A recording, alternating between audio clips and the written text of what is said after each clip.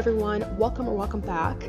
Today I wanted to start off with a new series called What is Her Color Type, and this is going to be a series where I talk about my clients' color analysis and how I do the color analysis process on them. And so before we start, I want to give a quick disclaimer that the client featured in this analysis gave me permission to use her photos for this video. Whenever you do a color consult with me, when you're booking with me, there is an option on the booking page where I ask you if you want me to use your photos for social media or for educational purposes. And so you have the option of saying yes or no when it comes to doing that. All client photos are private. So whenever you book a color consult with me, your photos are private unless you allow me to use your photos for videos like these. So let's also thank you to this lady for using her photos, and let's just jump right into it. Okay, so let's start off with talking about the 12 seasons. So if you have been following me on social media, I talk extensively about the 12 seasons color process, and I also talk everything about color analysis. And so if you're not familiar with the color analysis process, this was a phenomenon that was really popular in the 80s, and it has gotten a resurgence on social media like TikTok lately. But 12 seasons it's basically an extension of the 4 seasons color system. So you have winter, which is cool and vibrant. You have spring, which is warm and vibrant, so warm and bright colors.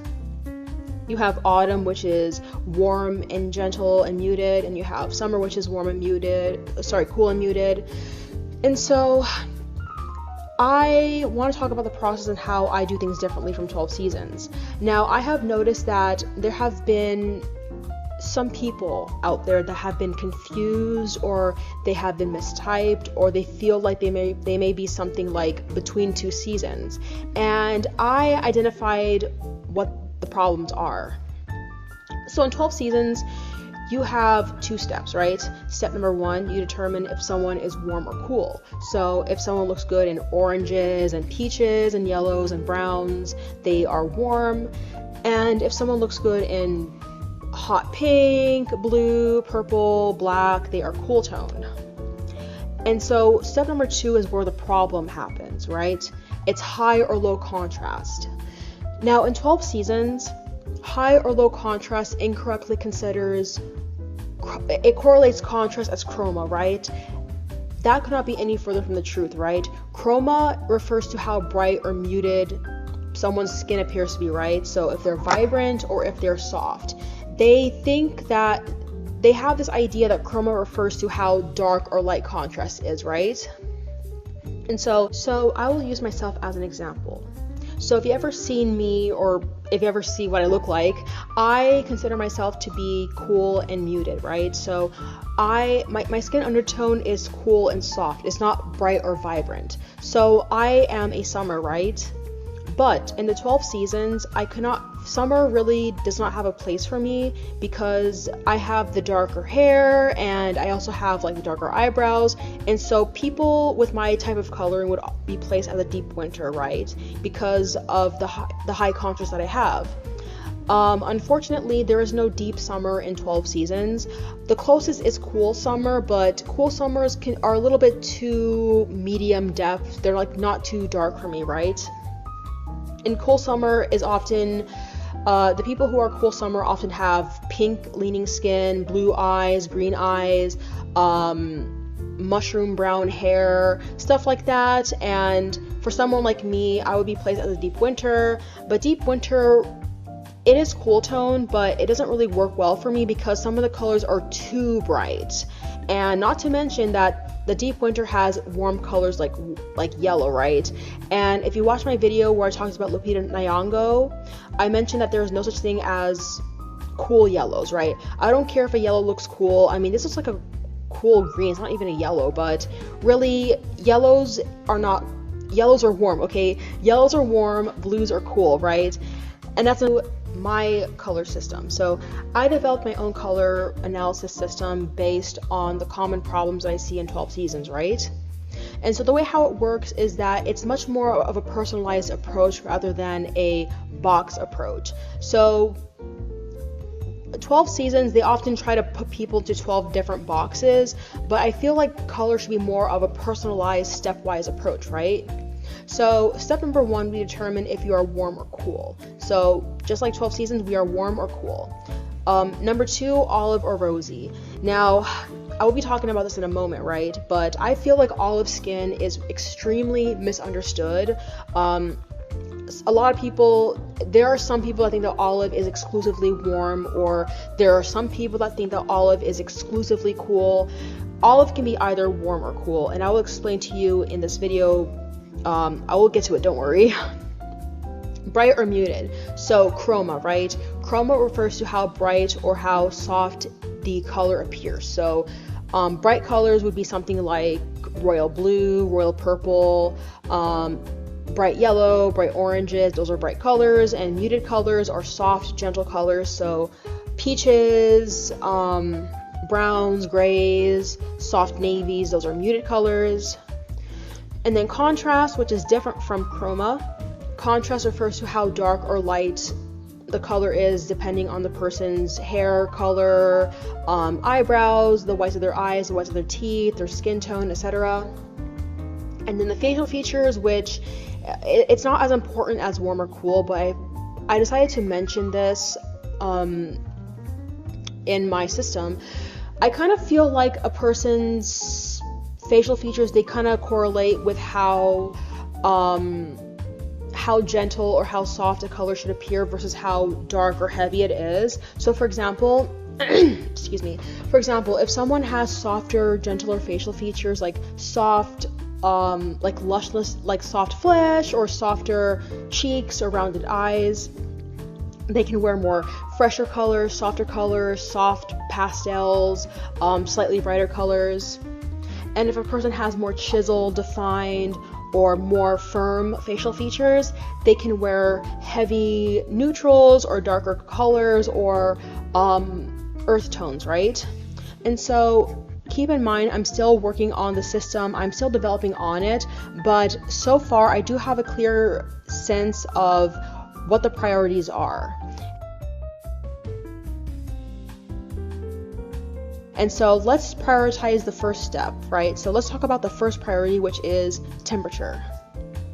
And so temperature refers to how warm or cool someone is. And so to determine someone's temperature, we have 2 fabric swatches. We have magenta, which is cool, and we have orange, which is warm. Now, you want to determine if the client is cool or warm. Now, if she was cool tone, this orange would be extremely distracting from her. It would drain her, it would look very, very harsh and loud against her skin tone. However, this orange melts in her skin beautifully. And in this magenta right here, her skin looks more golden. Now, I should point out something very important here. People who are warm tone, they have an easier time wearing cool colors.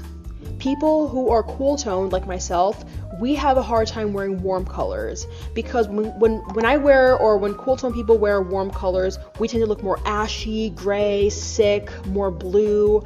But if someone like her wears cool colors, so if she wears cool colors, or if a warm person wears cool colors like magenta or hot pink or blue, etc., they look more golden as a contrast, right?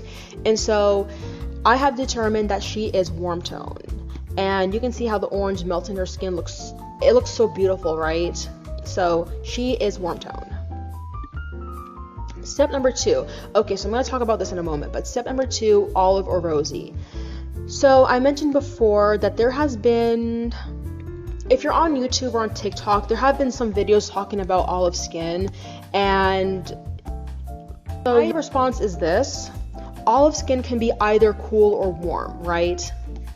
And so if you want to determine if you're olive warm or olive cool, you want to check to see if you're either gray or golden. So cool olive has a more grayish, ashy, like more of like a gray or sort of like an ashy complexion. And warm olive, they lean more golden or more orange, right?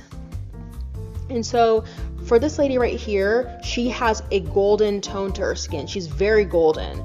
And so she is olive, right? I don't see any reds in her skin whatsoever, which is why I bring Katherine Heigl here. So Katherine Heigl, she is warm just like her, but she is rosy. And so rosy means that a person leans more pink in their skin. So you have cool rosy, which is more bluish, and then you have warm rosy, which is more peachy.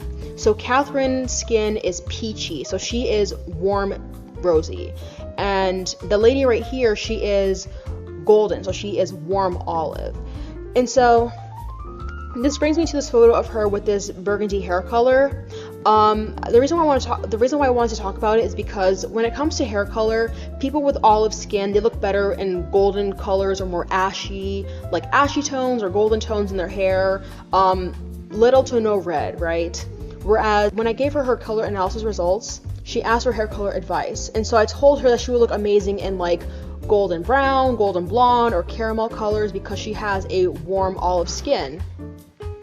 Now, if your personality is more bold or more experimental or creative or more alternative, you can wear this hair color as a statement piece, right? So when she wears this purplish, it's a cool color, by the way. This is a cool burgundy, like a cool purple. So the cool color, the cool red clashes with the warm oliveness, and it kind of gives her like a really more like a bold statement look.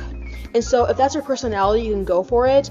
But if you prefer a more natural, like a look that honors your skin complexion, you can go for some golden blonde, golden brown, caramel colors, like colors with gold in it, right? No reds if you want to look more natural. And by the way, I drank a lot of coffee this morning, so I'm really, really energetic, and it's like really, really early in the morning, so that's why I sound really, really excited, because I just had a lot of coffee. But anyways, chroma refers to how bright or soft a color is, right? So this orange versus this peach, right? So the peach is an autumn color because peach is more of a soft, gentle, muted, warm color, and the orange is more bright and vibrant, right? And so I love the orange right here. The peach right here is a little bit too soft. She looks a lot more brighter next to the peach. So the peach is more soft and gentle, and she looks more radiant and bright. And she looks so much in place with the orange. She looks so beautiful in this orange color. And so her results is warm and vibrant. Yay! Yes, she's warm and vibrant. So she's a spring. So for the people who follow 12 seasons, and for her especially, like, so for people like her, right, who share her complexion and her contrast, a lot of them may feel like they may be either a deep winter or a deep autumn, like either a deep something, right?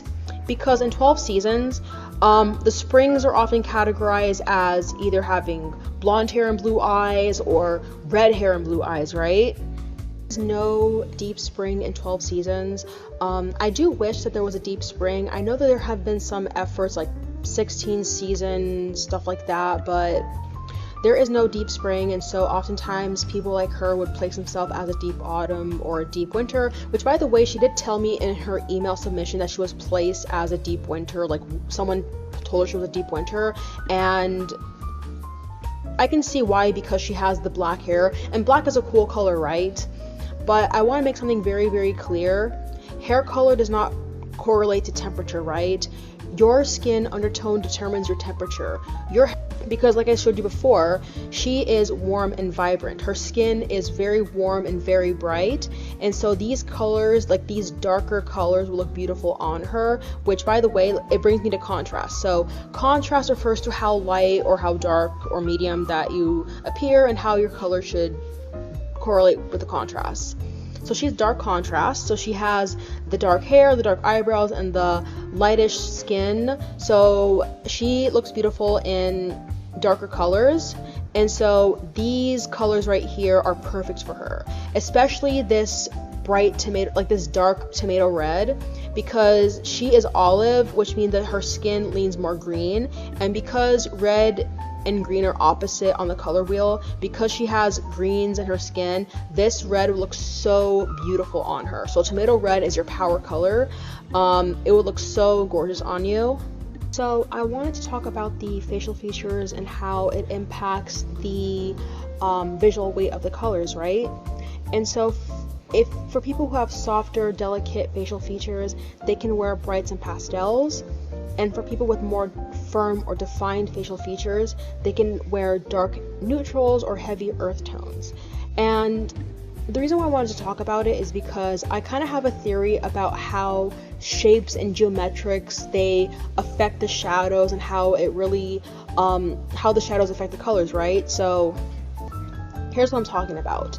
So if you think about geometric shapes, like 3D shapes, for instance, you notice that the more sharper geometric shapes, they often have more shadows because of they have more shadows, right? And if you have more rounded items, you see how there's more light reflecting off of it, right? So if you think of like a 3D pyramid or a 3D cube, for instance, you can see how there's much more shadow, like there's shadows on the side, there's like less surface light reflecting off of it. And with a sphere, like a rounded shape, like a ball or a spear, there is more light reflecting off of it, right? And so the idea is, if you have more sharper, defined, or firm facial features, you can easily wear some darker tones, like not darker tones, but more heavy earth tones or heavy neutrals, right? And if you have more softer, rounded facial features, you can go for slightly brighter colors or soft colors that lift the visual weight. And so with my client right here, she has she has softness in her cheeks and she has more delicate facial features, right? So I think that her colors, like the way they are, right? So her spring colors, she can just wear them just the way they are, right? If she had more chiseled or more like angular facial features, like Cindy Crawford, for instance, right? And I'm just using Cindy Crawford as an example. She's an autumn, but if she can wear the firm or like the dark neutrals or the earth tones, right? Let's talk about the complementary colors. And so complementary colors are very important to talk about because it's really unrealistic to wear your best colors for the rest of your life, right? I think it's pretty limiting just to wear your best colors because I feel like it's too boring, right? And so for her, she can wear winter colors as her complementary colors. So she can wear black because obviously she's dark contrast, right? But let's say, for instance, to wear this tomato red, right? She can wear this emerald green as a complementary color, or she can wear like this dark grass green and wear the fuchsia pink as a complementary color. So that is it, you guys. Thank you for watching this first video in this series about me color analyzing my clients. If you want to book with me, I do have my services on my website. I also have all of my social medias. I did recently create an Instagram, so if you want to follow me on Instagram, you know where to find me. I have my Substack, my YouTube, I have everything listed here. And so thank you so much for watching. Let me know in the comments what you thought of it, and I will see you in the next video. Bye!